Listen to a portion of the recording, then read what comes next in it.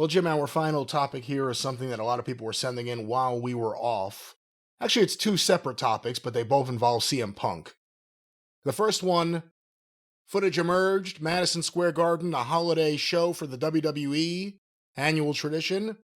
CM Punk, in a towel and shower cap, hits the ring to help the babyfaces. I've seen split opinions on this. Some people think that's classic wrestling. This guy loves his wrestling. Others thought that's exactly the kind of cheesy stuff we don't want to see. What are your thoughts? Well, I think it also depends on your age group again, because now the younger people are used to seeing everything being played for laughs and being silly and being presented as silly, that when they see something that in another generation people would have instantly understood and have been jumping up and down screaming about, cheering, they don't get it. This is not new. I hate to bury our friend Mr. Brooks, but he researched an old wrestling idea that's been done, I don't know how, countless times, right? Are most of the fans aware of this, Brian, or do you think I'm breaking new ground here already? Oh, you're definitely breaking new ground for some of the younger fans, but explain.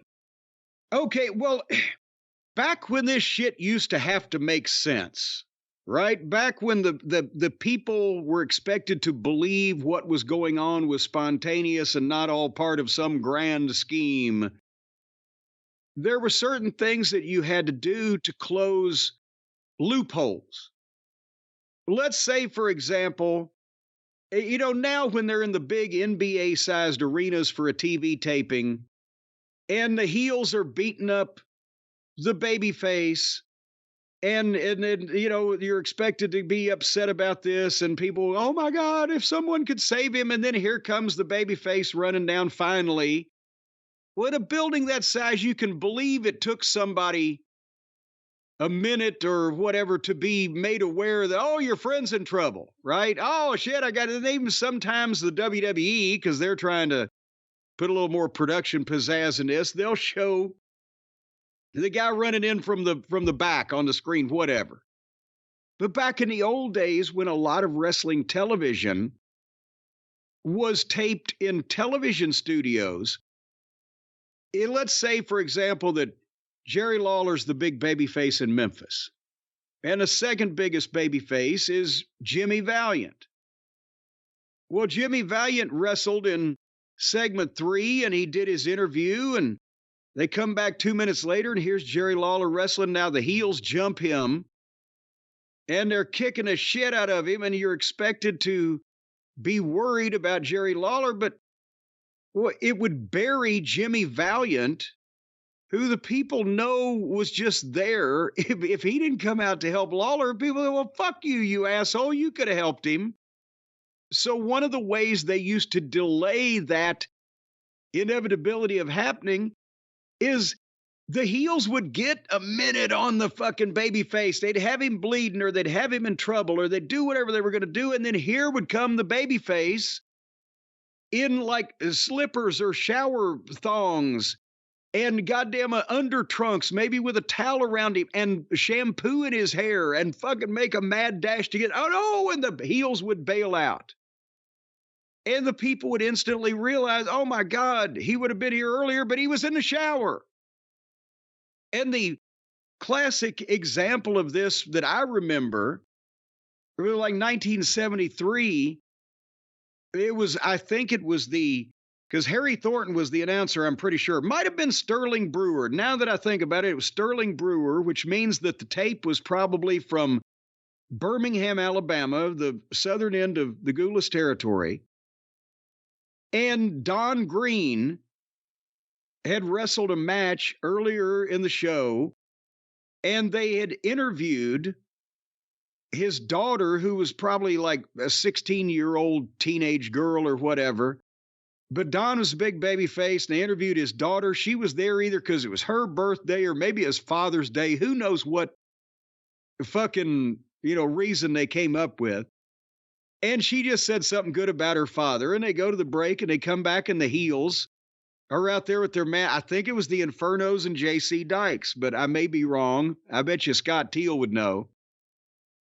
Anyway, point is, the fucking manager starts berating Don Green's daughter and telling her what a slime ball her father is. And when she has had enough of it, she reaches up and fucking shoves him or does whatever, and he slapped her. And when he slapped her, oh, geez, the people went crazy and she's selling it. And goddamn, the announcer gets in between and the heels are yelling and blah, blah, blah. And within like 30 seconds, here comes Don Green covered in fucking soap and under trunks only and barefoot and, fucking mad and crazy and going after these fucking people. And the place and the fans in the studio went crazy.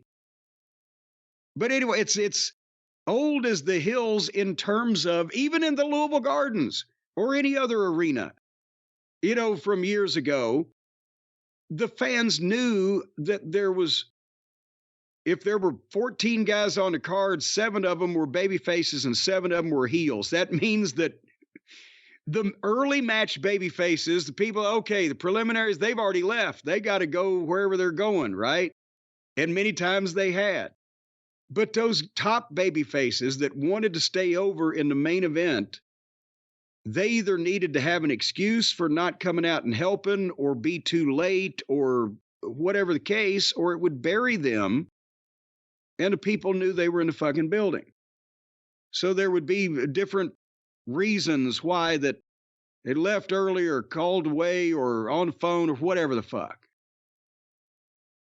What about the shower cap? Was the shower cap a bit much? The shower cap was a fucking, well, again, it's a modern time. The shower cap looked fucking great. I've never seen that done. It's always been shampoo in the hair. But I can't believe, he's got a very svelte figure, does Punk, that he was able to find a towel that he could keep on while he got all the way in the ring and everything. Hopefully he had under trunks on underneath anyway. But yeah, that's what he was doing. It was an homage. They let the heels have time to get their heat, and then here comes fucking Punk to save the day. Somebody had to go and get him.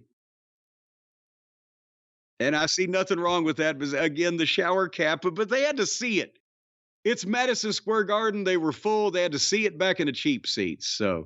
And for the people saying, well, here's Punk doing silly stuff now that he's in WWE, even if you think this is silly, this is the same kind of stuff he was doing at the end of AEW shows. I mean, that's a modern wrestling thing that WWE started and AEW immediately continued. Like, as soon as the televised portion's over, now it's like after hours. Now we can have some fun. So it's not a new thing.